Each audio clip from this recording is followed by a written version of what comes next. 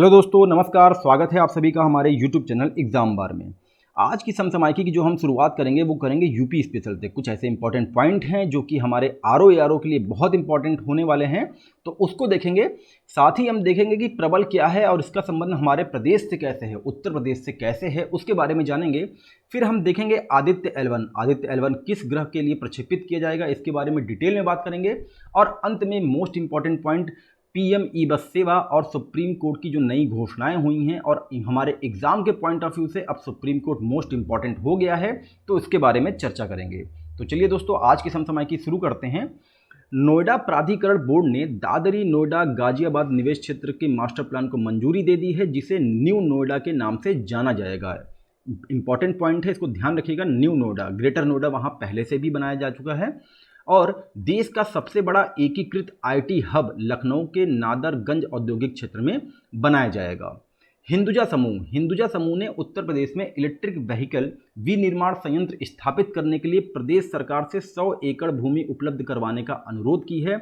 यहाँ पे आपको ध्यान देना है, हिंदुजा समूह, ये इंपॉर्टेंट मार्क पॉइंट होगा, इसको आप ध्यान दीजिएगा। तो किसने किया है? हिंदुजा समूह ने इलेक्ट्रिक व्हीकल के निर्माण के लिए। अब बात करते हैं कि उत्तर प्रदेश राज्य सरकार ऐसी कौन सी 9 हेरिटेज साइटें हैं जिन्हें 5 स्टार होटल में बदलने वाली है और इसके लिए 1600 करोड़ रुपए का निवेश करेगी। तो उसमें शामिल हैं मिर्जापुर का चुनार किला, झांसी का बरुआ सागर, मथुरा का बरसाना जल महल, कानपुर का शुक्ला तालाब, बिठूर से टिकैतराय बरादरी और लखनऊ से छतर मंजिल, गुलिस्ता कोठी, दर्शन विलास कोठी और रोशनुद्दौला कोठी है। अब आगे बात करें, कॉर्बेट टाइगर रिजर्व में 25 सर्वेक्षण करवाया गया, जिसमें लुप्त प्राय, क्रिटिकली इंडेंजर्ड, वल्नरेबल और 2 इंडेंजर्ड प्रजातियों सहित कुल 275 पक्षी प्रजातियों की गणना की गई है। और किसके द्वारा कराया गया था? वर्ल्ड वाइड फंड के द्वारा।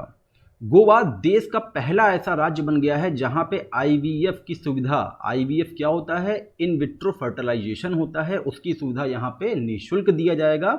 और आईवीएफ होता क्या है कि जब शरीर अंडों को निषेचित करने में विफल रहता है तो उन्हें प्रयोगशाला के द्वारा इसे निषेचित करवाया जाता है।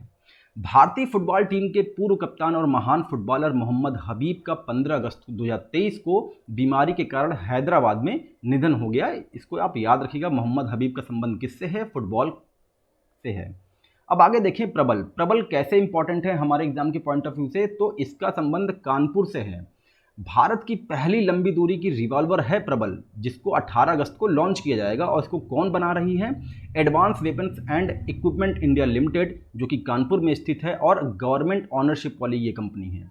प्रबल भारत में निर्मित होने वाली पहली ऐसी रिवॉल्वर है जिसमें साइड स्विंग सिलेंडर है। और अभी जो वर्तमान में जितने भी रिवॉल्वर हैं उनकी क्षमता 20 मीटर तक है, लेकिन प्रबल की जो रेंज होगी वो 50 मीटर तक होगी।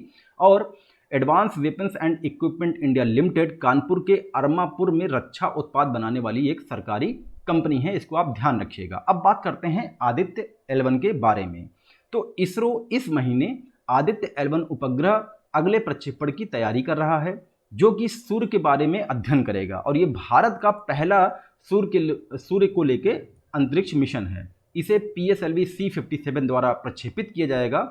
इस उपग्रह में सौर वातावरण, सौर चुंबकीय तूफान, पृथ्वी के पर्यावरण पर पड़ने वाले इसके प्रभाव के बारे में अध्ययन के लिए 3 उपकरण भेजे जाएंगे। आदित्य L1 अंतरिक्ष यान बेंगलुरु में UR राव उपग्रह केंद्र में तैयार किया गया है और प्रक्षेपण के लिए श्रीहरिकोटा में सतीश धवन अंतरिक्ष केंद्र में ये पहुंच चुका है।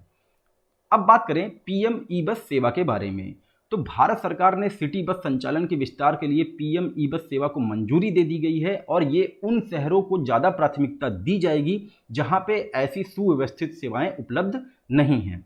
169 शहरों में सार्वजनिक निजी भागीदारी PPP मॉडल पे 10,000 ई बसें चलाई जाएंगी। और ग्रीन अर्बन मोबिलिटी पहल के तहत 181 शहरों में बुनियादी सुविधाओं को उन्नत किया जाएगा।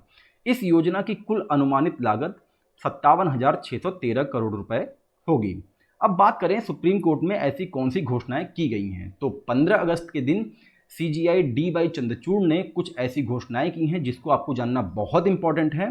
तो उन्होंने ये बताया कि एक सुप्रीम कोर्ट के विस्तार के लिए एक योजना लाया जाएगा जिसमें 27 अतिरिक्त अदालतों, 51 न्यायाधीशों के कक्ष, 4 रजिस्ट्रार कोर्ट कक्ष, 16 रजिस्ट्रार कक्ष और वकीलों और वादियों के लिए अन्य आवश्यक सुविधाओं का समायोजित करने के लिए नई इमारत का निर्माण किया जाएगा। अब सुप्रीम कोर्ट में नई इमारत का निर्माण भी किया जाएगा और साथ ही बताया कि ये योजना जो है 2 चरणों में पूरा किया जाएगा।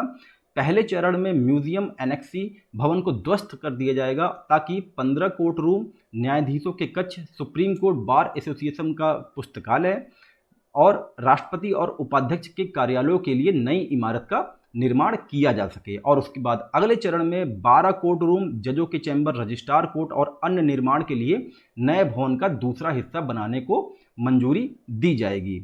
अब आगे बात करते हैं, जब सुप्रीम कोर्ट की यहाँ पे बात आ ही रही है तो कुछ उसके इंपॉर्टेंट पॉइंट हैं, उसको देख लेते हैं। भारतीय संविधान के अनुसार भाग 5 में अध्याय 6 में सर्वोच्च न्यायालय का प्रावधान किया गया है और अनुच्छेद 124 से 47 तक ये संबंधित है। सर्वोच्च न्यायालय मूल रूप से सर्वोच्च न्यायालय में न्यायाधीशों की संख्या 7 निर्धारित की गई थी, 7 + 1 8, 7 न्यायाधीश और 1 मुख्य न्यायाधीश। और वर्तमान 2019 के विधेयक के अनुसार मुख्य न्यायाधीशों सहित जो जज होंगे उनकी संख्या 34 कर दी गई है, अर्थात 33 + 1। तो ये तो रहा दोस्तों आज का करंट अफेयर। अगर आपको इसका PDF चाहिए तो आप 8851002963 पे व्हाट्सअप कर सकते हैं। और एग्जाम के पॉइंट ऑफ व्यू से अगर ये करंट अफेयर आपको इंपॉर्टेंट लग रहा है तो आप इसको अपने दोस्तों के साथ जरूर शेयर करें, चैनल को लाइक करें, सब्सक्राइब करें और शेयर करें। जब मिलते हैं आपको अपने अगले कंटेंट के साथ, तब तक के लिए नमस्कार, जय हिंद, जय भारत।